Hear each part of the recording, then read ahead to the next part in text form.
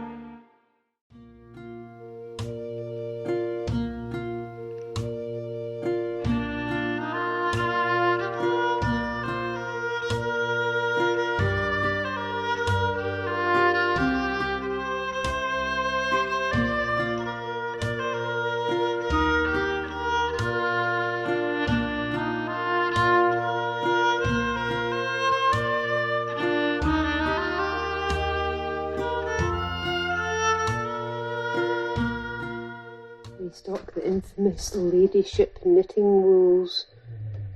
Oh, the famous, infamous. It'd be funny for wool to be infamous.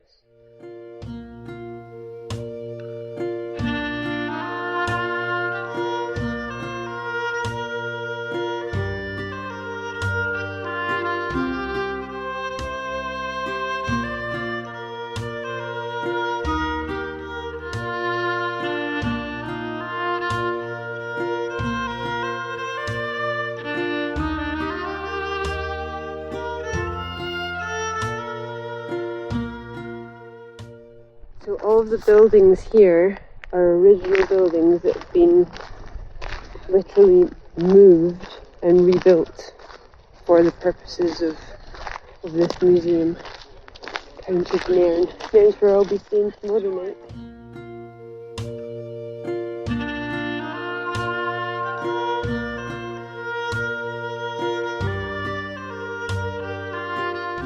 Alexander McIntyre was fascinated by clocks all his life, but it was not until his later years that he was able to develop his interest to the full.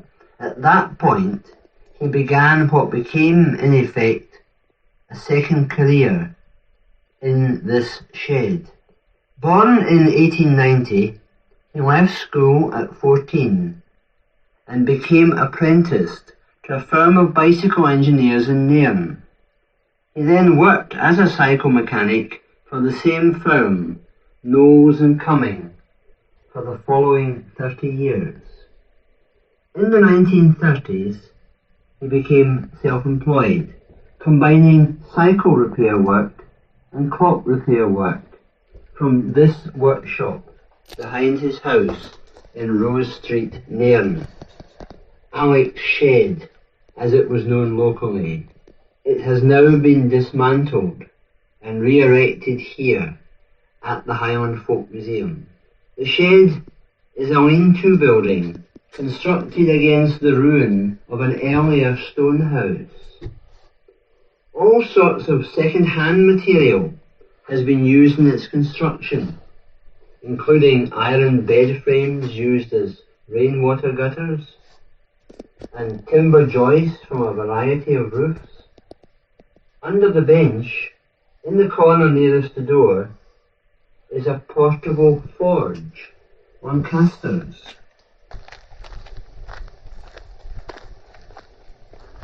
And go up here and see the joiners building. Let's get in a wee bit of joinery. Oh, the berries are out.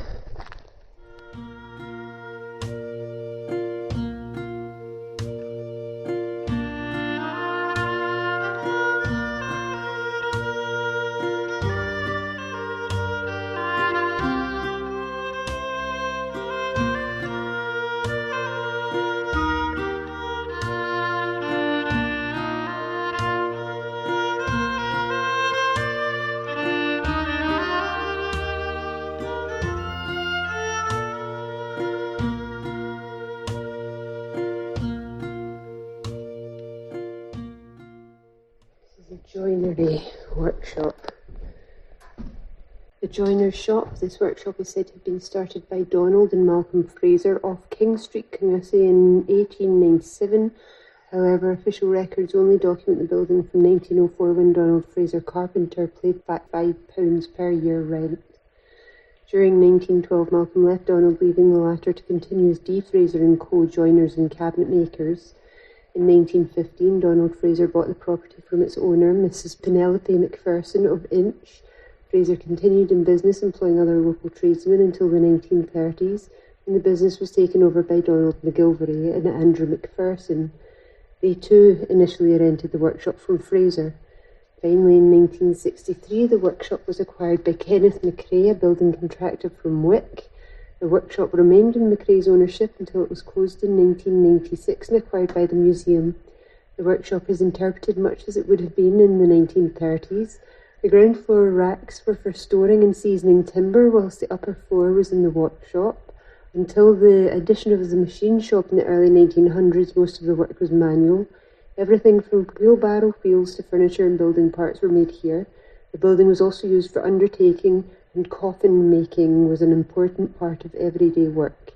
In the workshop, 3 of the benches are original, also the main cupboards and some of the tools.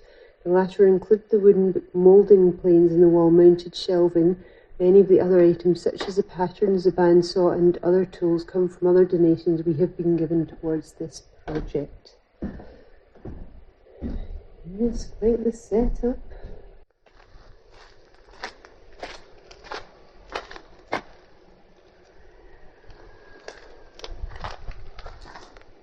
And here's underneath from where we just were.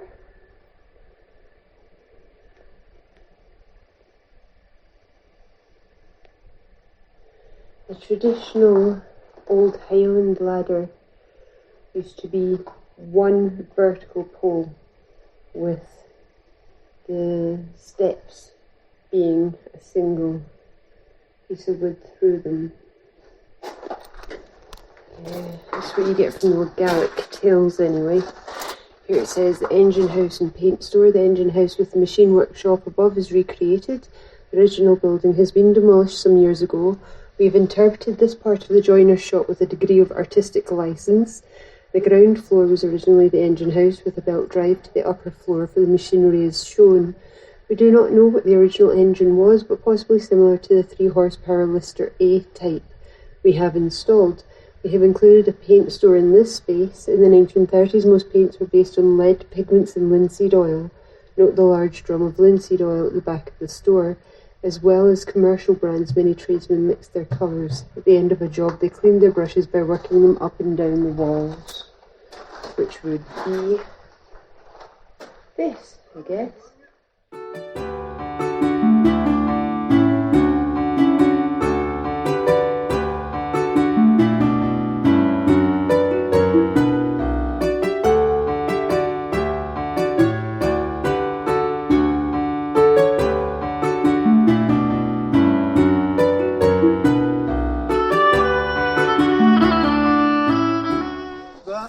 Can you see just 3 miles away, that whole building? Aye. And one of the volunteers that works here serves as apprenticeship in that workshop. You missed the wee moose. The wee hole running across the road. Was there? Yes. Right there. Or you get stoats. Big fan of nature. You get stoats, red squirrels. Yesterday I saw 2 deer in the pine woods. Aye. You know, fantastic. If I can catch a red squirrel, that'd be amazing. We don't get them anymore down by Glasgow. No, Like, they're all greys. yeah. But when there's a lot of people out, you don't see so many. I'm lucky. I'm first. They're in the through here morning and last at night. Like, and you know, see them then. And the deer come down to the curling pond. again, how do you get your job? What's the application process like? I might be taking your job out from you next year. It's fabulous. It's great fun. When the weather's like this, it's fabulous. Yeah. The weather last year, I just remember being cold and wet all summer. Yeah. But this year's been great. We've had it excellent this year. Yeah. I'm hoping for lots of snow this winter though, off the back of having such a nice summer. So we didn't really have a winter last We year. didn't have much. The coldest we got in Newtonmore was minus 14. Oh, oh, I remember the that's winter. fine as long as you've got snow to make up for it being... there was no snow. Oh at that no, point. it's, no. I remember the winter in 95, 96, between Christmas and New Year. Yeah. The warmest it got during the day was minus 15, and at night it was minus 29. Oh my god. That was cold. I love the cold. Mind I was working, it was minus 17 or something, It's down ridiculous. in Hamilton. And see, because I used to deliver Chinese meals. Yeah. See that winter, I used to come out, see my breath, my moustache and beard was all Or got ice. ice, yeah. See, my favourite job was working in the Macintosh Hill House in Helensburgh as a guide. Oh, that was fabulous. It was such an amazing job. Yeah. But it was inside. So the inclement weather wasn't a problem. Wife and I used to enjoy going to the Willow Tea Rooms. Yeah, Suckyhall Street, it's absolutely brilliant, gorgeous in there. brilliant. You feel like an interloper, even if you're paying to have your lunch, Yeah. you feel like you shouldn't be there, Yeah. that it should be a museum. You get on and see Mary. No, I know. Is she this way? That way. And shortcut is down by the curling hut. Good to know. And now that I know that there's wee stoats and red squirrels and things, I don't want to scare them off, I want to see them. Show me your nature, Newtonmore.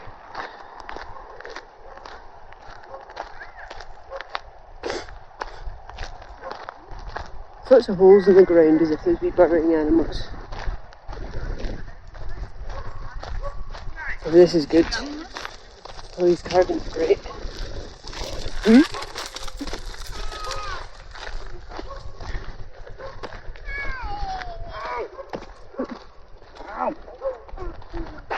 Houses up there, people that just live here right next to this place. I've seen it so many times in so many different videos that people that get to live next to these awesome wee places for a day out makes me very jealous. What is this? Looks like a gypsy caravan from the outside, doesn't it? It's been made into a house. Oh, and there is someone that maybe lived there. It's the kind of place you might get at Peace Camp at Faslane. This is very cute. Very cute. Right, so we're to take a left down by the Bowling Green if there's a sign to that. Another carving of a wolf. Scotland eradicated its wolves. We did get rid of the rules in the country, or they were too much for the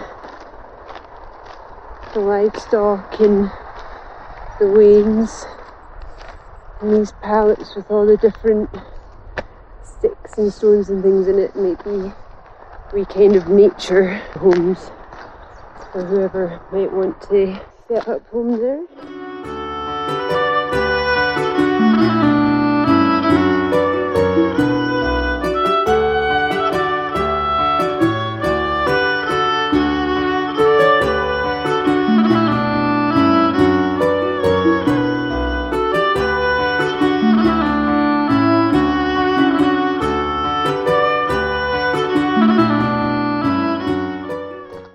Curling pond's not much use for curling today. Better for the ducks today, I think.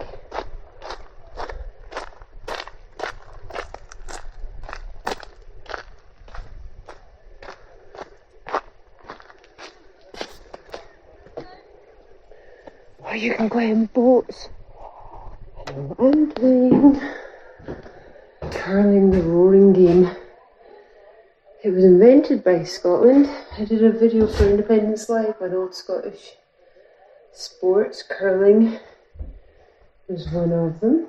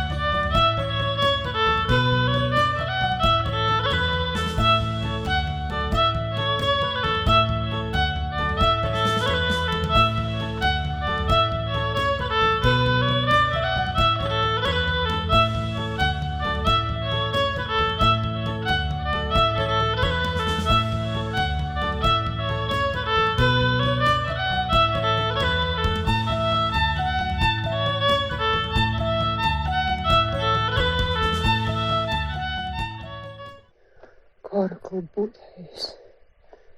That's the wee boats that they were in. So it's a kind of wooden lattice base, and then you've just got waterproof material strapped around it.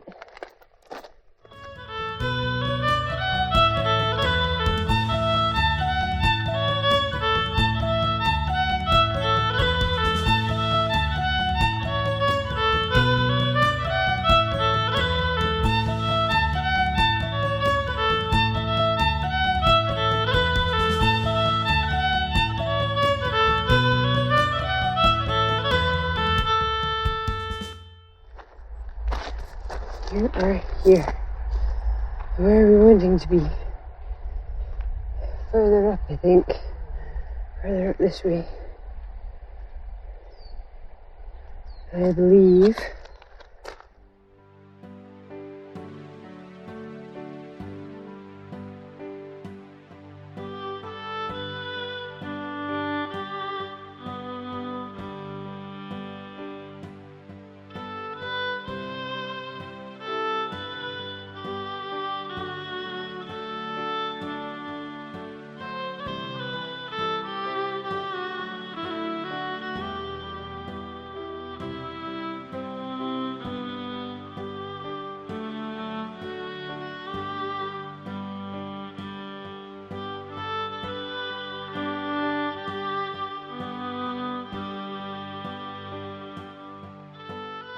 I think it's not this way. Is it this way? Maybe it is this way. Let's go this way.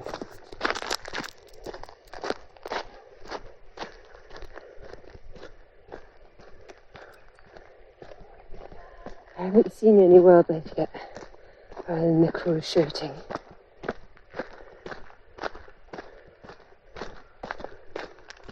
Township. I guess it's township we're going to.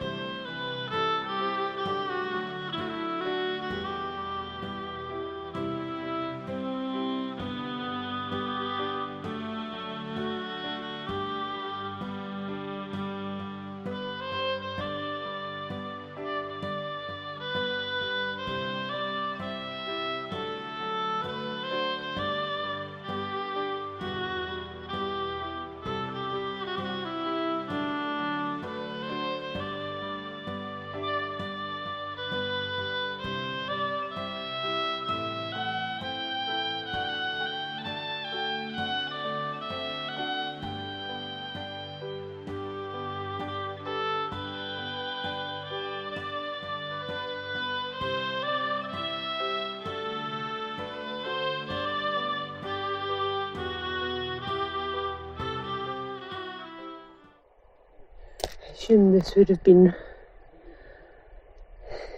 the mud would have been put on this to seal it up and dry it.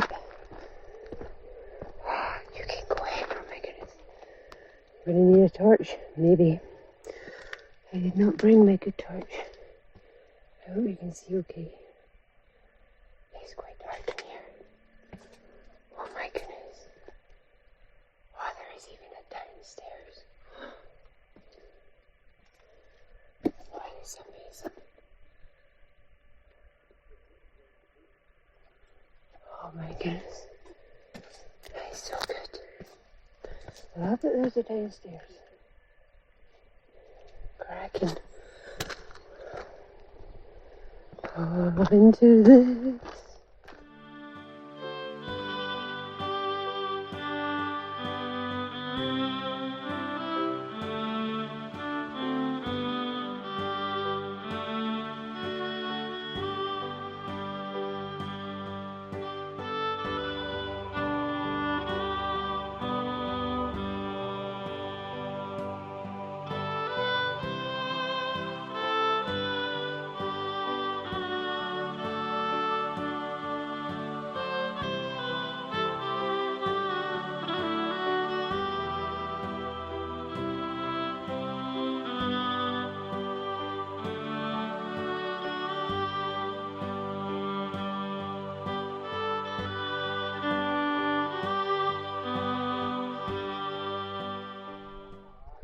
Need to bend at the end.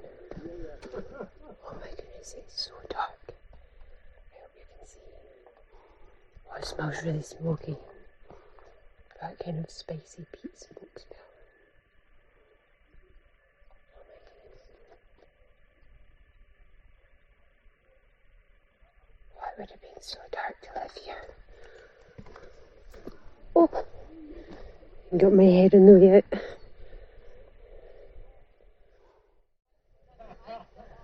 So this is just the remains of what would have been buildings in here. Look at this view.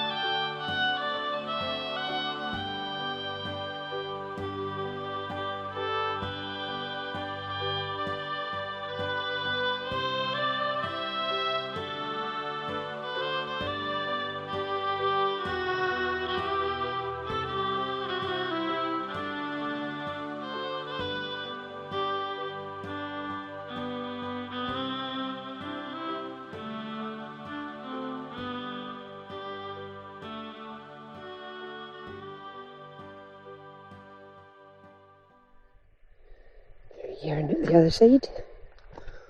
Oh, it's nice and cool in the houses. It is a warm day today.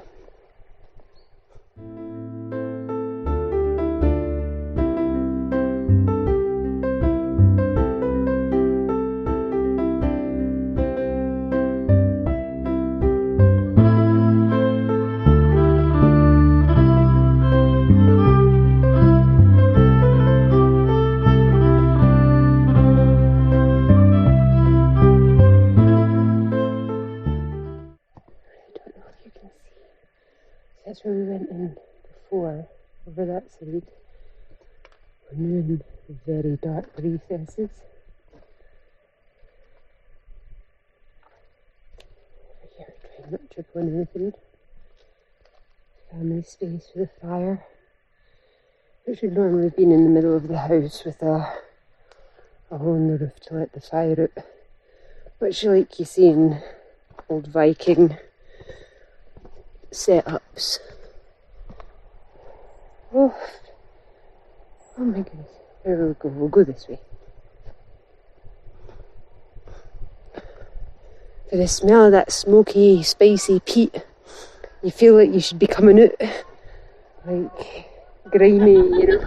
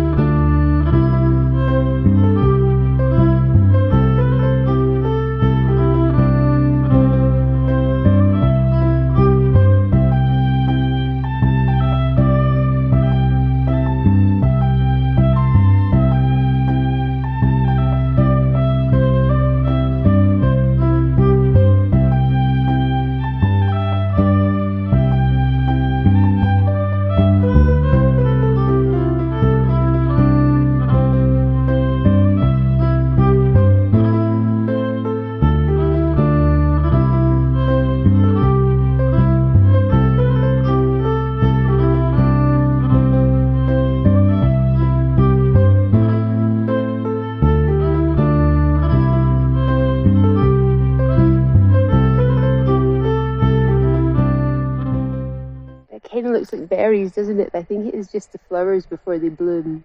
They kind of just look like berries until they become like this flower. God, I love that. I wonder what kind of flower that is.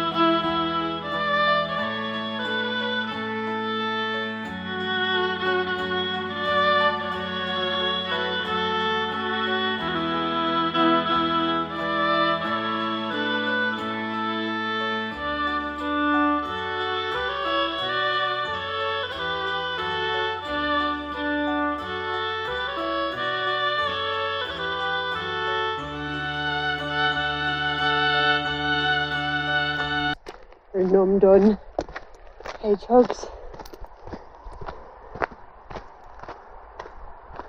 Still no squirrels or stoats of any kind.